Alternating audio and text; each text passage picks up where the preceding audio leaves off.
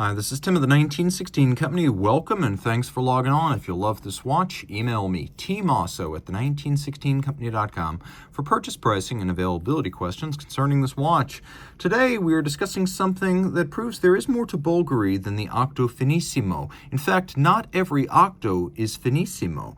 This is the Octo L'Originale Chronograph, El Primero powered, and as you can see, resplendent in its facets. This is a larger, more aggressive sports chronograph for those who find the Finissimo excessively refined. So, in titanium, 41 millimeters in diameter, 13.4 millimeters thick, and from lug tip to lug tip, 47.5 millimeters. And although you can see the strap is a custom piece, it does have a 30 millimeter lug spacing. So in theory, a 30 millimeter strap from an aftermarket supplier should fit these lugs.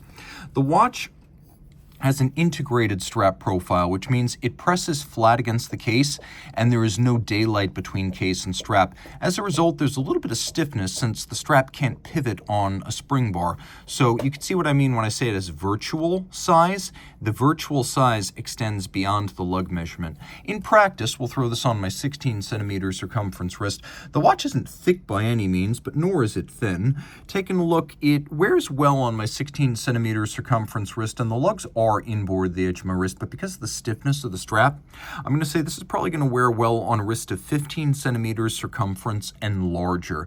Now, it is low enough with a bit of a stepped case band, so it will fit underneath a dress cuff. It's not an Octo Finissimo, but it doesn't need to be. It's flat enough already. Also, in sapphire rubber and titanium, it's still quite light on the wrist. There's your over-the-top shot.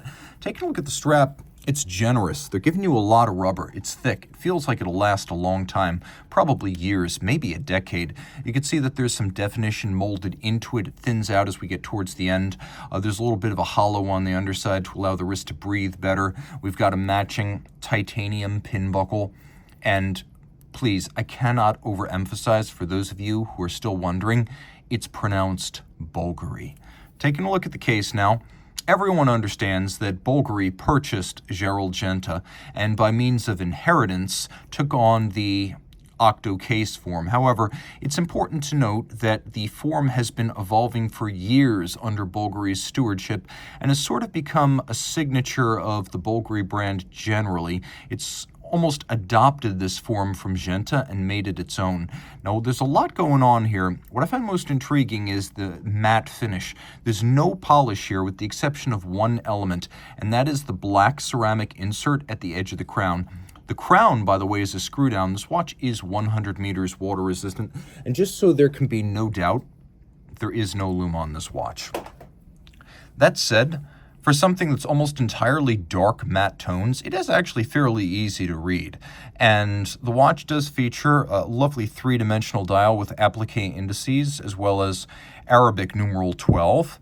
Then we've got the movement on the inside, which Bvlgari calls BVL 328. I call it an El Primero 400. But that's the nice thing. Because LVMH owns both Zenith and Bvlgari, you get an absolute Ferrari of a power plant inside this Italian sports body. So in a way, it actually fits like a hand in glove, if you're going to use the Ferrari metaphor for an Italian-themed Swiss-made watch.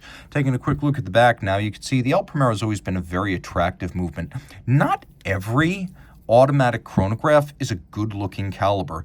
The El Primero has always shown you almost every part of the chronograph, from the clutch to the column wheel, the levers, the horns, even the recentering hammers.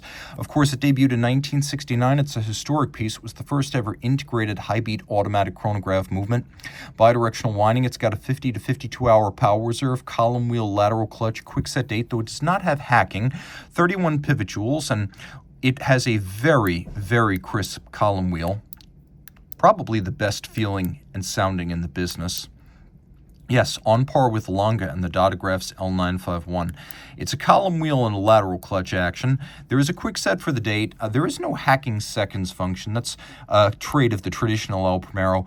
One note about El Primeros and setting them: the first position that would normally be used to set the date, I guess you could call it the intermediate position, is actually where you set the time. This is on a traditional El Primero, not a caliber 3600. Then you pull it out all the way, and that outermost position is where you actually set the date. So a little bit of a quirk that's endemic to El Primeros everywhere. This is a famous and celebrated movement. This really is like the Ferrari V12 of chronograph calibers. Once upon a time, Rolex put the El Primero in its Daytonas, and there was a reason for that. This version right here, of course, customized for Bvlgari with an own rotor and a few flourishes. A beautiful piece. Fantastic movement and a watch to match. 10 beats per second, 36,000 vibrations per hour. That's always been an El Primero's signature, so it can resolve time increments as small as 1/10 of a second with the chronograph. And it has a smoother sweep when you look at it and a higher beat rate when you listen to it. Another element that I've always found very attractive with these Octos, we've got a round bezel, we've got a round crystal, but inboard we have this faceted octagonal inner bezel. The watch is simply full of nuance.